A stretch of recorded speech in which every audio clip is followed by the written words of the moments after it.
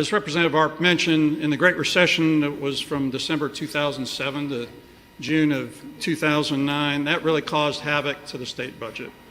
To overcome the lack of sufficient state reserves and the huge decrease in revenues, North Carolina saw a period of tax increases, involuntary furloughs, and drastic budget cuts.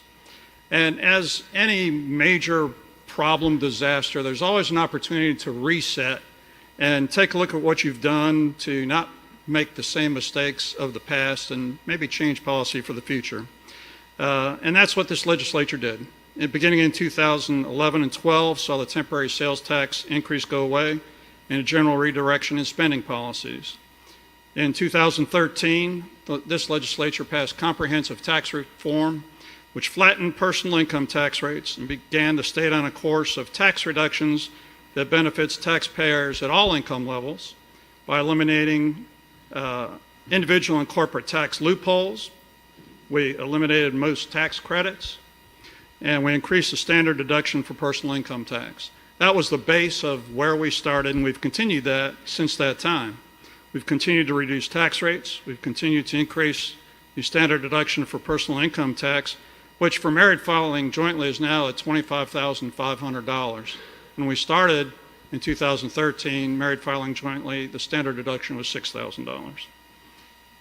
And we all saw, and as the governor signed the budget last year, we saw more tax reductions coming. So what has this really meant for North Carolina taxpayers? I'm going to give you a couple numbers here. I'm glad you're all sitting down. Since 2013, the burden on taxpayers has been reduced by a cumulative $19.29 billion. So over the last decade, individuals have saved roughly, or get to keep in their own pockets, roughly $11.3 billion. Corporate income taxes, corporations have reinvested in the state with $5.7 billion, and there was a $2.1 billion in franchise and other taxes. And by the end of the biennium, which includes last year's budget and this year's budget, the total amount of tax reduction will be $21.9 billion. That's $21.9 billion retained by individuals and businesses over the last decade to do what they want to do with their hard-earned dollars. They can spend it, they can save it, they can invest it, they can expand in their businesses. Or in the words of our great state constitution, the citizens have the right to the enjoyment of the fruits of their own labor.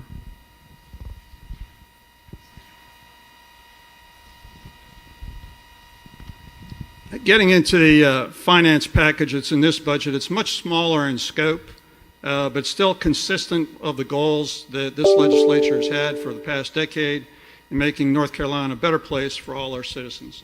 There's basically four pieces in here. If you remember, this body passed almost unanimously House Bill 83, the original House Bill 83, which was the elimination of income tax for military members. That was for the military services. There's a small expansion in here that expands it to the uniformed services, which is the National Oceanic and Atmospheric Administration, NOAA, and the U.S. Public Health Service. This is a very small increase. Currently, there's only about 288 people who are retired from those two services in North Carolina, and roughly 80% of them are already covered by the Bailey Act. The second thing in here is, and we all know this, if your neighborhood's like mine, as you drive home, you see all the packages delivered by the different carriers from Amazon and Etsy and wherever else the online sales come from. And as a result of that, the interstate air and ground couriers are expanding throughout the country. To help them choose North Carolina to expand to, we've changed the mill machinery tax that will include certain equipment that they use, including conveyor systems, related parts, accessories, and those things that are used for package sorting facilities. Our belief is that that will entice more of those delivery folks to come here. Representative Art mentioned in great detail, and I won't repeat what he said, a transfer of the sales and use tax proceeds over the next 3 years to help build and maintain our roads and bridges.